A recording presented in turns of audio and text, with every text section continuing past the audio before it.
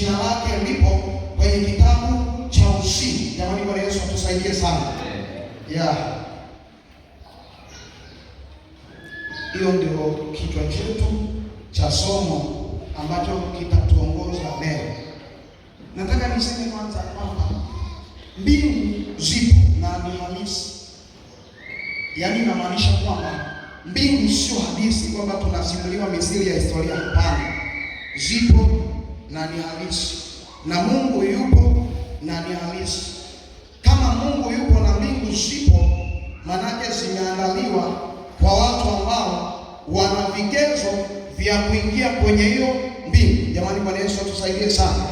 Sasa hawa watu linatakiwa liwepo ni kwamba huyu mtu jina lake liwepo kwenye kitabu kile cha uzima. Jamani, Bwana Yesu asifiwe sana. Naweza nikasema kitabu ni yaani taarifa zote. Nataka niseme taarifa zangu mimi zipo toka nizaliwe mpaka leo. Nipo naingia kanisani, natoka leo hii niko Dodoma, nipo kwenye mkutano wa Injili. Taarifa zipo. Jamani, Bwana Yesu atusaidie sana. Ndio. Sasa maandiko ya somo tutakayosimamia ni Danieli sura ya 12. Danieli sura ya 12 mstari wa kwanza hadi wa 4.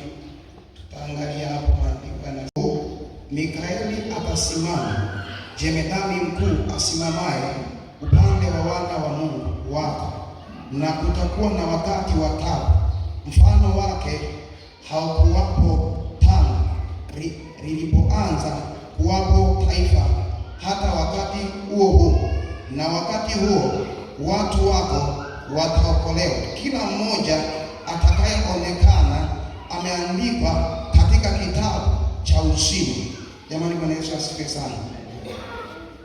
Haya ni maandiko kwenye kitabu cha Danieli. Danieli alikuwa anatoa unabii kwa nyakati zijazo, maisha yatakavyokuwa. Jamani, Bwana Yesu asifiwe sana. Lakini anasema wakati huu Mikaeli jemedari mkuu atasimama upande wa kuume wa watu wa Mungu, na kutakuwa na shida haijawahi kutokea. Lakini anasema ya kwamba watakaookoka au watakaookolewa kwenye hiyo shida ni wale tu ambao ilionekana majina yao yameandikwa kwenye kitabu cha uzima. Jamani, Bwana Yesu atusaidie sana. Ndivyo maandiko yanavyosema. Endelea hapo nyuma, naona Yesu siku moja aliwaita wale 70 akawatuma wawili. Alipowatuma, Biblia inasema waliporudi walirudi kwa furaha sana. Mioyo yao ilikuwa ina furaha sana. Lakini huyu Yesu akasema, na nimuona shetani ameshushwa kama nyota kutoka mbinguni. Hapo Yesu akasema ya kwamba, lakini msifurahi juu ya hayo mnayofurahia. Furahieni kwa sababu majina yenu yameandikwa kwenye kitabu cha uzima. Jamani, Bwana Yesu atusaidie sana. Kwa hiyo kuna umuhimu mkubwa sana wa mimi na wewe kuhakikisha kwamba jina letu lipo kwenye kitabu cha uzima. Nataka niseme ya kwamba sasa naomba tutaangalia baadhi ya mambo ya msingi ili kuhakikisha kwamba jina langu na la kwako lipo. Jamani, Bwana Yesu atusaidie sana. Yaani mambo ya msingi ili jina liwepo kwenye kitabu cha uzima. Najua yako mambo mengi, nikasema yaani kumfuata Yesu kimajumui. Kumfuata Yesu kimajumui, nitakupa maana yake. Kumfuata Yesu kimajumui. Jamani, Bwana Yesu asifiwe sana. Namaanisha nini kumfuata Yesu kimajumui? Yaani mtu aamue kujizabihu moja kwa moja kwa ajili ya Yesu. Jamani, Bwana Yesu asifiwe sana. Kimajumui maana yake kiujumla, pasipo kuangalia mazingira au nini anapitia, yupo kwenye wakati gani. Huyu mtu amekubali kwamba yeye atamfuata Yesu wakati wote na majira yote. Jamani, Bwana Yesu asifiwe sana. Yaani mtu ambaye amejitoa moyo wake, amesamilia kwamba mimi nipo tayari katika kila nyakati nitakufika. Luka 9:23 mpaka 26. Ndio.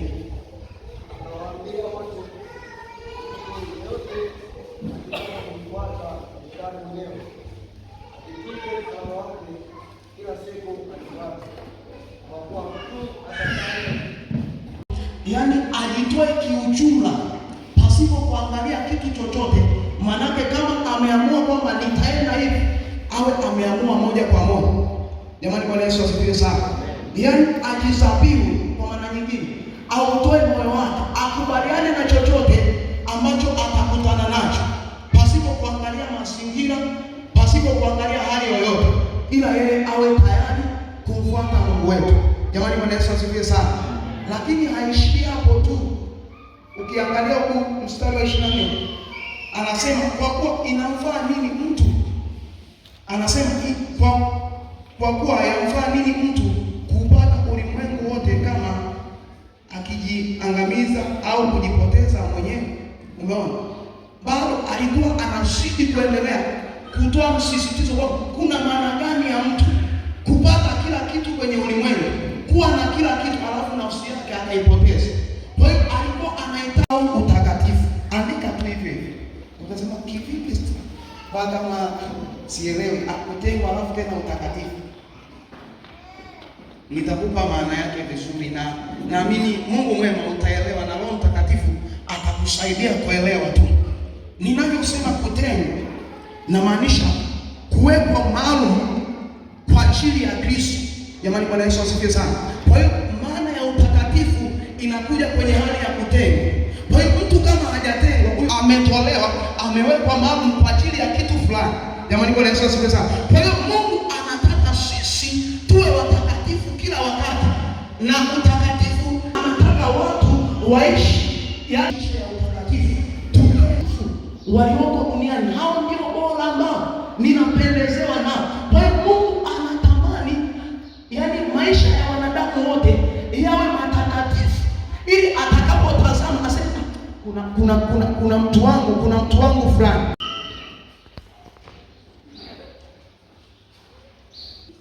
Na sio kumzimisha, kuwa na roho. Roho Mtakatifu akiwa katikati yetu, yeye atashuhudia, atasema ndani yetu ya kwamba sisi ni watoto wa Mungu. Jamani, Bwana Yesu asifiwe sana. Ngojea ataishi roho atapotea, atamzimisha roho. Hapana, kuwa na roho, yaani jambo endelevu na kuendelea kumtunza, kumaintain kiwango cha kuwa na Roho Mtakatifu, kwa sababu roho yeye atakuwa ni shuhuda, atamsaidia huyo mtu. Jamani, Bwana Yesu atusaidie sana. Mstari wa 16 neno linasema Roho mwenyewe hushuhudia pamoja na roho zetu ya kuwa sisi tu watoto wa Mungu. Na unaweza kufanya kitu cha kimungu lakini roho haipo. Inawezekana kabisa na ipo kabisa, na pengine tumeona na mimi na wewe ni shahidi, lakini mtu akiwa na roho ya Mungu, roho atasema katikati yake.